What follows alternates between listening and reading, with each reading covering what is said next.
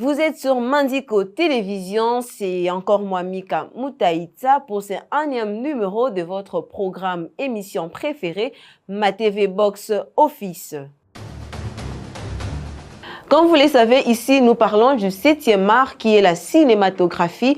Nous parlons des acteurs, des réalisateurs, des producteurs et voire même des figurants. Et aujourd'hui, nous vous parlerons du cinéma congolais. Le cinéma congolais ne commence vraiment à se développer qu'à partir de l'indépendance de la République démocratique du Congo en 1960. Le cinéma de la RDC est né de films éducatifs et de propagandes pendant l'ère coloniale du Congo belge. Le premier temps après l'indépendance, il y a eu émergence du cinéma congolais. Et l'un des premiers réalisateurs congolais connus après l'indépendance est Sébastien Kamba. Son premier long métrage sorti en 1974, Rançon d'une alliance, est aussi le premier long métrage congolais.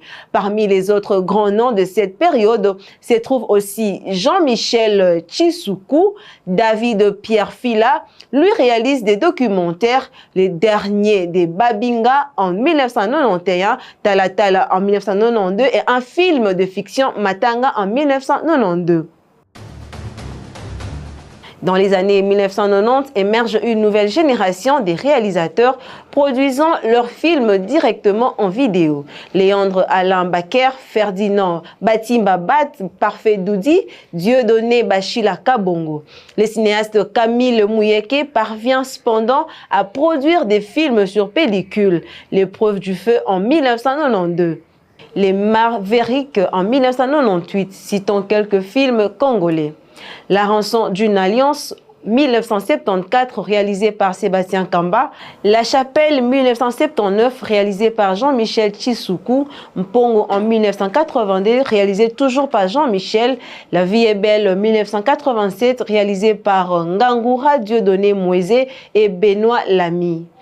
Congo en 1995 réalisé par Franck Marshall, Kinshasa Palace en 2006 réalisé par Zeka Laplaine, Viva Riva 2012 réalisé par Joe Tunda Wamunga, Machozi 2015, Kinshasa Makambo 2018 par Diodo Amadi, Heart of Africa 2020 par Topper Kabambi, L'Empire du Silence 2022 par Thierry Michel.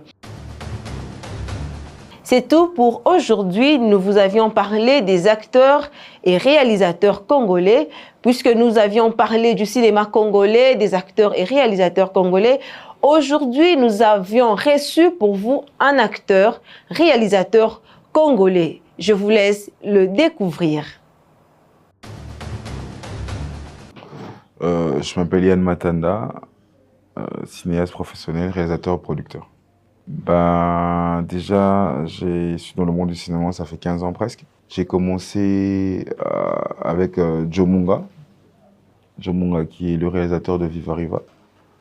J'ai commencé par être son assistant à la production, bon, déjà stagiaire, après assistant à la production, après j'ai travaillé un peu trop dans sa maison de production pour Viva Riva et tout ça. Et après là, j'ai eu envie de plus évoluer dans le métier, plus me développer. Et c'est là que j'ai décidé d'aller faire un master en cinéma. Donc je suis allé faire un master en cinéma à l'étranger et puis voilà. Au départ, le cinéma, c'est de raconter une histoire, mais avec une façon de faire rêver. Donc le cinéma, c'est déjà un facteur de faire rêver au départ. Mais après, le cinéma peut aussi être comme un moyen de communication, un moyen de sensibilisation, un moyen de transformer un peuple. Par exemple, un exemple bête que je peux donner, c'est après la Première Guerre mondiale, la France, par exemple. La France avait perdu sa beauté, il a perdu tout ce qu'il devait et tout. Mais ils ont utilisé le cinéma pour rendre la France un peu son éclat. Tout ce qu'on connaît, la France, de Paris, plus belle ville, la plus belle ville du monde, Paris, capitale de l'amour, tout ça. Donc tout ça, c'est le cinéma, parce qu'en réalité, ce n'est pas le cas. Paris n'est pas la plus belle ville du monde, déjà. Ce n'est pas la capitale de l'amour. Donc tous ces trucs-là, c'est passé par le cinéma. Donc ça a été un moyen de sensibiliser, un moyen d'installer une logique dans la tête des gens. Et les Américains ont fait pareil. Les Américains, aujourd'hui, on connaît un Américain peut arriver au Congo. Tu vois le truc, on dit Américain, moi, regarde, au Congo, boum, il va tout ça. C'est parce qu'on a vu Rambo, qu'on s'est dit, waouh, donc un militaire américain peut venir, parce que Rambo, on voit Rambo qui entre dans Koweït, qui tue tout le monde. Or, ce qui est faux, parce que la guerre Koweït, les Américains ont perdu. Et ils ont perdu sur le terrain, mais ils ont sont rattrapés dans les cinémas. Ils ont créé un Rambo qui allait en Koweït pour récupérer les gens et tout ça. Donc, ils ont un peu essayé de changer la façon, l'imaginaire de la personne. Donc, c'est ce que j'allais dire. Donc, avec le cinéma, on peut changer l'imaginaire, on peut donner une autre façon de voir les choses et tout ça. Ben déjà, pour avoir une industrie, il faut avoir toute une chaîne. Okay? Pour parler d'industrie, il faut avoir la production, la distribution. Oui. Donc, vous produisez, vous distribuez. C'est ce qui crée l'industrie. Or, nous, au Congo, là, on est en train de se battre pour des productions. Mais on n'est pas encore arrivé au niveau de la distribution. Or, pour que tout marche, il faut qu'il y ait une distribution. Je ne peux pas faire un film, je mets 50 000 $ sur un film, et après, je ne me retrouve pas. Après, je ne sais pas où vendre ce film, comment faire voir ce film payant et tout ça. Donc, ce qui fait que, parce que normalement, si j'ai produit un film 50 000, je le vends à 350 000, j'enlève un autre 50 000 pour faire un autre film, et puis c'est ça qui crée l'industrie. Donc, on a des salles de cinéma, on a des diffuseurs et tout ça. Donc, le problème du Congo, là, en production, ça va un peu, mais en distribution, ça devient compliqué. Donc, c'est un peu là qu'on est un peu bloqué et tout ça. Et puis aussi, le côté production, on n'a pas des gens qui mettent l'argent pour le cinéma. Jusque-là, les grands films, bon, les quelques grands films congolais ont été produits avec l'argent de l'extérieur. Ashoa de Chopper Kabambi, c'est l'argent des États-Unis. Makila, c'est l'argent de la France. Machozi, bon, Machozi, c'est quand même une exception parce que c'est une productrice congolaise qui l'a produit et tout ça. Mais la plupart de grands films sont produits par l'argent de l'extérieur. Donc, on est là pour renforcer les industries des étrangers, pas encore nos industries. Donc, c'est un peu ça qui fait qu'on n'arrive pas à évoluer. Voilà. Le cinéma congolais, qui domine là, ben on est encore là. En fait, l'industrie du cinéma est en train de japoter d'abord. On est en train de se battre. Il n'y a pas quelqu'un, il n'y a pas un lead, au fait. Jusque-là, il n'y a pas un lead parce que tous, on s'entraide. Tu verras dans le film de Lupia, Emmanuel Lupia, tu verras que c'est tous les autres, même des réalisateurs, parce que moi, je peux travailler dans ton film comme ingénieur en son et tout ça, tu vois un peu. Donc, tous là, on est en train de travailler en communauté et on est en train de s'aider. Donc, il n'y a pas vraiment les leads jusque-là. On se bat ensemble. Pour faire le cinéma, au départ, je suis un bon cinéaste, doit être d'abord un cinéphile. Donc, j'étais déjà un grand cinéphile, j'adorais le cinéma grave.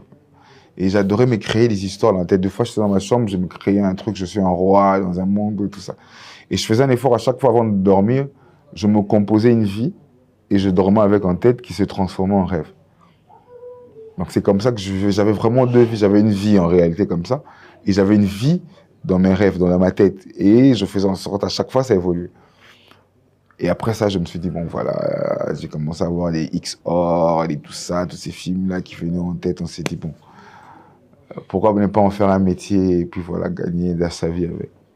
En tant que moi personnellement, mon plus grand objectif, c'est d'avoir une plus grande maison de production. Donc vraiment être un grand producteur, produire les jeunes qui viennent d'arriver au métier, qui ont cette motivation.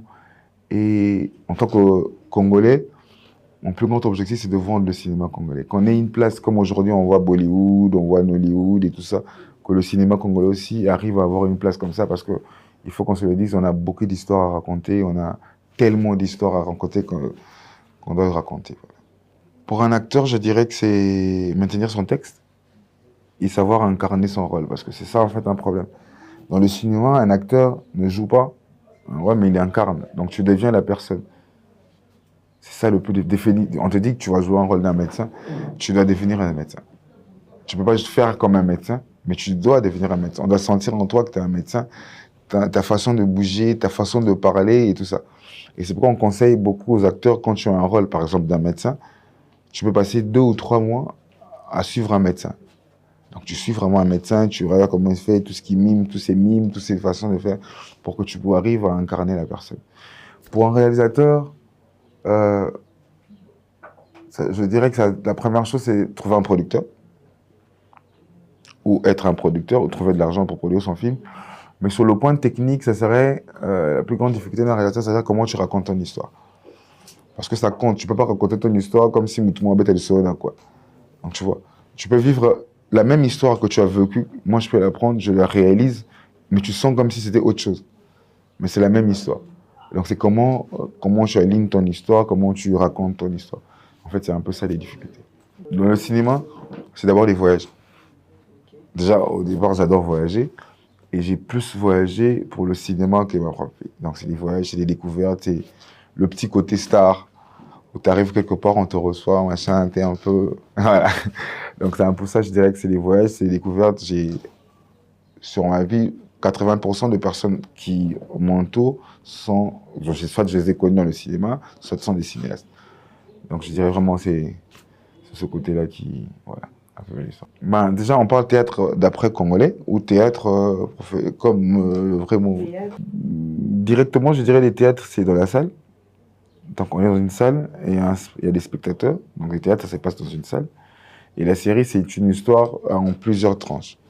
Mais sur le point de vue congolais, parce que quand on parle théâtre, nous, on voit nos aînés qui ont créé le Maboké et tout, qui sont dans le Maboké. Alors là, la différence entre Maboké et série, c'est que le théâtre proprement congolais, donc le Maboké, c'est un style qu'on a proprement congolais. C'est comme on voit Zé Magique, qui a un style proprement bollywoodien et tout ça. On a le Maboké qui est notre propre style. Donc notre façon de mettre la caméra, notre façon de raconter l'histoire, notre façon de faire les mabanga, notre façon de tout ça. Ça, c'est proprement à nous. Or, dans la série, c'est des normes, c'est des principes, c'est vraiment un truc établi déjà que nous, on copie. Donc déjà, c'est une manière de raconter une histoire par séquencier, par plusieurs épisodes. Et il y a deux styles de série. On a une série dans laquelle tu vois que c'est une histoire qu'on raconte par épisode.